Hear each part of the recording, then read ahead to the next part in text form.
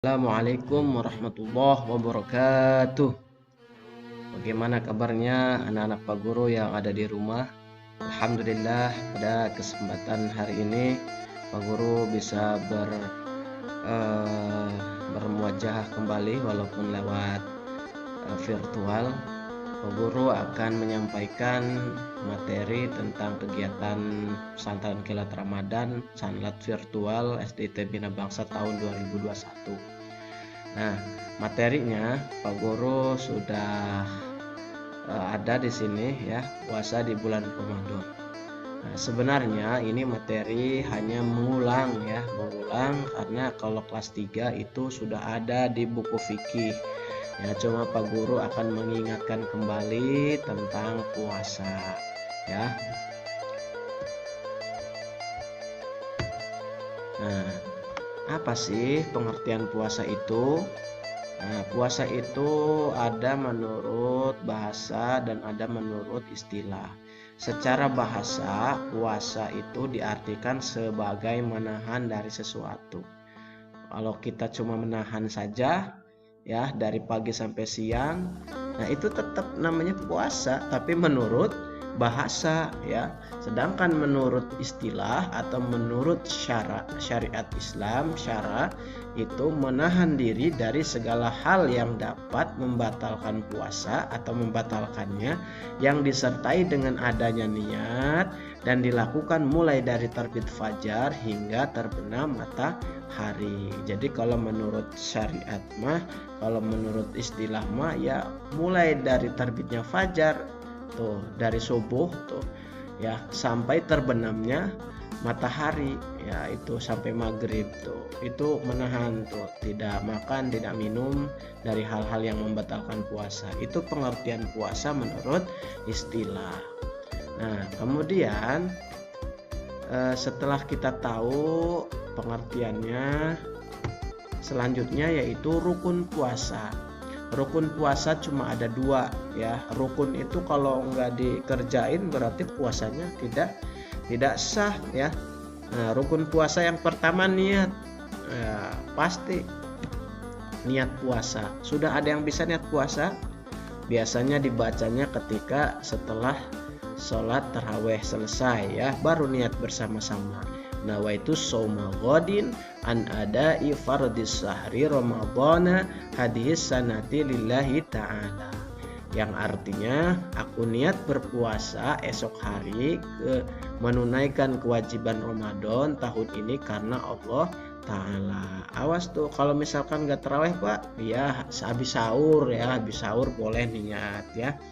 Kemudian yang kedua, menahan diri dari kegiatan makan, minum, bersetubuh maupun hal-hal lain yang dapat membatalkan puasa. Berarti menahan diri dari hal-hal yang membatalkan puasa ya. Kalau lagi puasa ingat ya, nggak boleh makan, nggak boleh minum ya, ditahan dulu tuh ya. Kemudian setelah kita tahu rukun puasa, ada syarat wajib puasa. Syarat wajib puasa ya, kalau syarat paling utama ya udah pasti umat Islam, orang Islam. Kalau bukan orang Islam berarti nggak boleh puasa ya. Itu syarat pertama itu ya. Kemudian ada beberapa syarat yang lain. Di sini ada 3 syarat. Yang pertama berakal. Berakal di sini berarti orangnya itu sehat ya, tidak gila ya, sehat jasmani dan rohani, berakal ya. Kemudian yang kedua balik ya. Balik itu sudah dewasa. Nih, kalau untuk laki-laki berarti balik itu ditandai dengan adanya ihtilam atau mimpi ya, dalam keadaan mimpi basah ya, ihtilam itu dalam keadaan sadar ataupun bermimpi. Biasanya ini kelas sudah menginjak usianya 12 tahun ya, 13, 14 ya, itu sudah wajib itu ya, udah balik kalau untuk laki-laki. Kalau misalkan perempuan biasanya balik itu ditandai dengan haid ya atau datang bulan ya. Nah itu perempuan ya. berarti wajib itu berpuasa kalau sudah balik ya. Kemudian yang ketiga, kuat mengerjakan puasa. Wajib, kalau misalkan nggak kuat, lagi sakit, ya nggak boleh puasa ya. Ya itu syaratnya ya. Berakal, balik, kuat mengerjakan puasa. Nah, kemudian di sini kalau misalkan kelas 3 ya sudah balik apa belum? Sebagai latihan ya kita boleh berpuasa ya. Kalau nggak kuat ya nggak apa-apa. Di poin ketiga kan ada kuat mengerjakan puasa. Kalau nggak kuat nggak apa-apa ya. Nah lanjut. Nah ini ada hal-hal yang membatalkan puasa. Apa aja sih yang ngebatalin puasa? Yang pertama di sini ada 8. Yang pertama, sampainya sesuatu ke dalam lubang tubuh dengan disengaja. Lubang tubuh banyak ya, ada mulut, ada hidung, ada apalagi telinga. Kita kasih contoh mulut ya. Ya masuknya sesuatu ke lubang mulut kita itu makanan, minuman ya. Kalau masuk ke dalam berarti batal. Yang kedua, mengobati dengan cara memasukkan benda, obat atau benda lainnya, misalkan ya dalam tubuh kita ya dimasukkan benda-benda ya, dan tujuannya itu sama saja ya mengurangi amalan atau ibadah puasa kita, itu sama saja makruh ya, batal ya. Kemudian yang ketiga, muntah disengaja. Itu biasanya kita mainan dimasuk-masukkan jari-jari kita sehingga membuat tubuh kita menjadi mual. Nah itu kalau disengaja batal kalau muntah disengaja. Yang keempat, melakukan hubungan seksual dengan lawan jenis, jima dengan sengaja. Ini bagi yang sudah berkeluarga ya. Kalau bagi yang sudah suami istri, kalau berhubungan di siang hari dalam keadaan puasa itu batal. Kemudian yang kelima, keluarnya air mani sperma disebabkan bersentuhan kulit. Bagi tadi yang sudah balik, tuh yang udah balik ini mah, yang belum balik mah nggak apa-apa ya. Ini mah yang sudah balik, keluarnya air mani yang disebabkan bersentuhan kulit. Kemudian yang nomor 6, mengalami haid atau nifas pada saat puasa. Kalau tadi yang sudah balik perempuan sudah haid ya, datang bulan, batal ya. Walaupun 3 menit lagi mau berbuka puasa, 5 menit lagi ketika datang bulan ya batal tetap ya. Sama nifas itu ibu yang melahirkan ya, lagi ini melahirkan ya, batal tetap. Kemudian yang ketujuh itu gila atau junun pada saat menjalankan ibadah puasa. Lagi puasa tiba-tiba gila, pingsan ya, pingsan error, tidak lupa ingatan ya, jadi batal itu ya.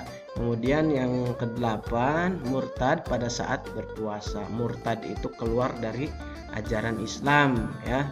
Nah itu. Kemudian ini ada hal-hal yang memperbolehkan untuk berbuka puasa atau berpuasa. Ini yang nggak boleh berpuasa ini nih. 1, siapa yang nggak boleh berpuasa?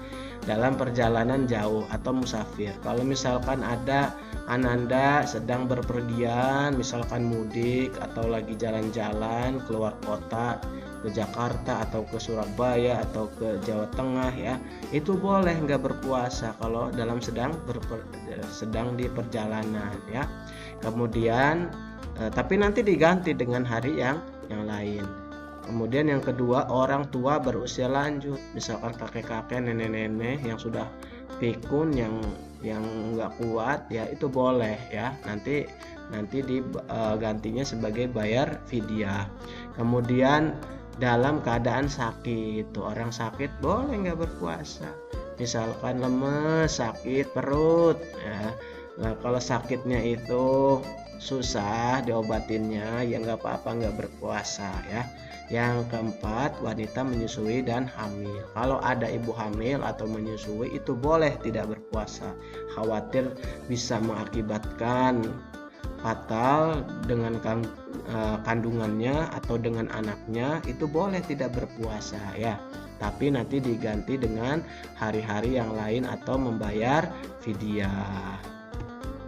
Nah, setelah kita tahu pengertian rukun, syarat dan hal-hal yang membatalkan puasa, di sini ada hikmah puasa. Apa yang kita bisa ambil dari kegiatan puasa? Yang pertama, puasa itu hikmahnya melatih kesabaran. Ya, tentu kita dilatih sabar, tidak boleh melakukan hal-hal yang dibenci oleh Allah ya. Sabar ya, ditahan hawa nafsunya.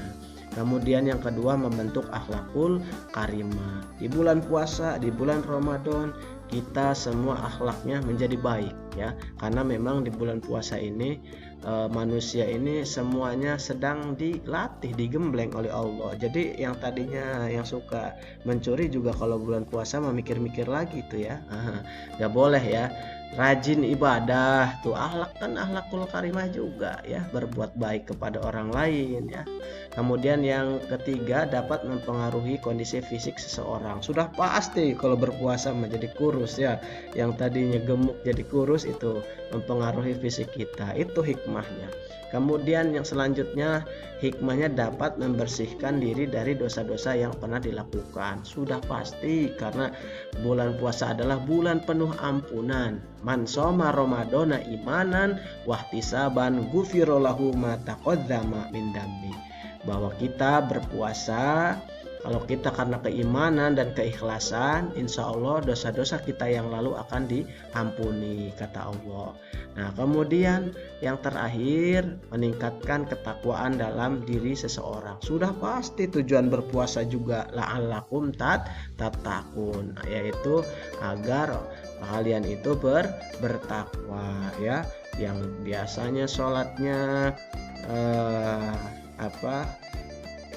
banyak ininya ya, kalau bulan puasa mah ibadahnya boleh ditingkatkan ya, karena memang amalan sunnah itu pahala sunnah seperti pahala wajib itu berlipat-lipat ganda kalau di bulan Ramadan. Makanya fastabiqul khairat, berlomba-lomba dalam kebaikan ya. Oke, mungkin itu saja materi dari Pak Guru. Kalau Pak Guru menerangkannya terlalu cepat, mohon maaf ya, karena itu datangnya dari Pak Guru. Kalau memang ada kata-kata yang benar, itu datangnya dari Allah Subhanahu wa Ta'ala. Terima kasih anak-anak Pak Guru, tetap semangat menjalankan ibadah puasa dari rumah. Jangan lupa ya, memohon kepada Allah, mudah-mudahan wabah yang ada di negeri ini diangkat dan selesai. Terima kasih. Assalamualaikum warahmatullahi wabarakatuh.